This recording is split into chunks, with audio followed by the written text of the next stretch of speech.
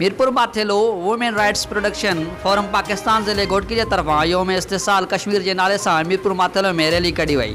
Rally की अगवानी women rights production forum Pakistan सूबे सिंध के मीडिया कोआर्डिनेटर और ज़िले घोटकी के सदर नेमतुल्लाह कोलाची, नायब सदर Waqar Akhtar Malik, Najmuddin Kalwar, Waheed Mirani, district Ghotki office security ऐं ॿियनि कई। पाक फौज जिंदाबाद, कश्मीर बनेगा पाकिस्तान जा नारा हया विया। रैली के खिताब कंदे Naimatullah Kolachi, Waqar Akhtar Malik, Najmuddin Kalwar, Waheed Mirani, district Ghotki office security Pahlwan Baloch ऐं ॿियनि चयो त कश्मीर के अवाम के 70 साल गुजरण बावजूद भी अञा ताईं ग़ुलामी की ज़ंजीर में जकड़ियल आहिनि। उन्हनि जो चवणु हो त मरकज़ी चेयरमैन महबूब चांग के हुकुम ते पूरे पाकिस्तान में एहतजाज करे कश्मीरियुनि सां यकजहती जो इज़हार कयो आहे। भारतीय फ़ौज कश्मीरी औरतुनि जी इज़त पैमाल करे रहिया आहिनि। नौजवाननि खे शहीद कयो पियो वञे। मज़लूमनि जा हर बुनियादी हक़ ग़ज़ब कया विया आहिनि।